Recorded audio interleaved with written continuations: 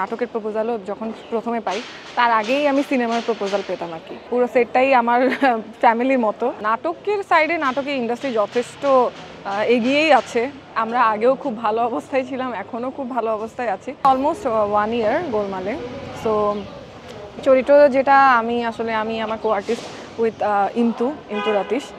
তো আমরা একসাথেই গোলমালে আসলে এন্ট্রি করি আর কি। সো আমাদের যে ক্যারেক্টারটা থাকে যে আমরা দুজন কাজিন থাকি, সো আমাদের দুইজনের মধ্যে একটা খুব ভালো রিলেশনশিপ, সেটাই বিল্ড আপ করা হয়েছে।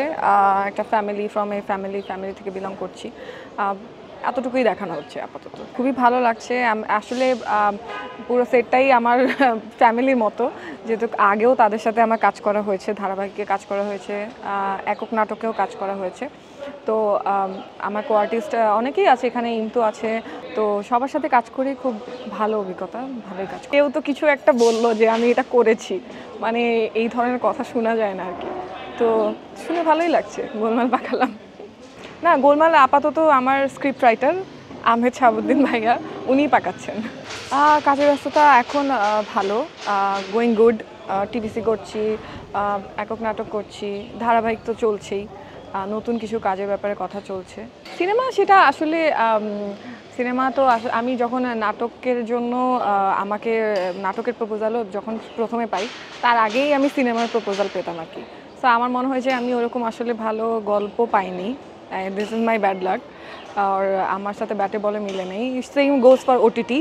আমি যদি ভালো গল্প পাই, ভালো কাস্টিং পাই, অবশ্যই করব। আমার মনে হয় যে একটু চ্যালেঞ্জিং টাইপের, আমি যেটা আগে করিনি, বা একটু ইন্টারেস্টিং স্টোরি, একদম গতানুগতিক রেগুলার বেসিসে যেসব স্টোরি হয় ওগুলো থেকে একটু ডিফারেন্ট যদি হয়, আর আমি ওটাতে আমি কমফোর্টেবল, আমার যদি মনে হয় যে আমি ওই রোলটা ভালোভাবে প্লে করতে পারবো, তাহলেই করবো আর কি। না, আমি বলবো যে আমাদের নাটকের সাইডে নাটকের ইন্ডাস্ট্রি যথেষ্ট এগিয়েই আছে। আমরা আগেও খুব ভালো অবস্থায় ছিলাম, এখনও খুব ভালো অবস্থায় আছি। আর আসলে কম্পেয়ার করার জায়গাটা আসলে ভিন্ন। আমরা আমাদের মতো প্রেজেন্ট করছি, পার্শ্ববর্তী দেশ যেটাই বলেন তারা তাদের মতো প্রেজেন্ট করছে। আমি আমার জায়গা থেকে আমার মনে হয় যে আমাদের নাটকের যে জায়গাটা সেটা যথেষ্ট সমৃদ্ধশালী অবস্থায় আছে। আসলে আপনার তো নাটকে এমন আমরা অনেকই স্টোরি বিল্ড আপ করি, সেটা আসলে দর্শকের ভালো লাগার জন্য।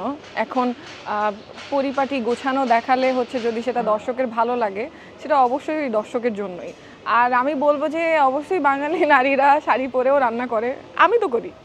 দক্ষতা আমি এখনও তো শিখছি বলবো, প্রতিদিনই শিখছি আমি, এভরিডে। ইভেন এই সেটে আসলেও শুরুতেই আমি এখনও যতদিনই কাজ করছি, খুব বেশি দিন হয়নি, যতটুকুই কাজ করছি এখনও প্রথম যখন সিন করতে যাই তখনও এখনও নার্ভাস ফিল হয়, মনে হয় যে পারবো না, this is not for me. তো এখনও বলবো যে শিখছি, এখনও বলবো না যে দক্ষ এক্সপার্ট কিছু, এরকম কিছুই এখনও বলছি না, এখনও শিখেই যাচ্ছি। আমরা আসলে দর্শকের জন্যই তো আসলে কাজ করছি। তারা যদি আমাদের কাজগুলো না দেখে তাহলে আসলে আমাদের কাজের স্যাটিসফ্যাকশনটা সেটা আসলে আসবে না।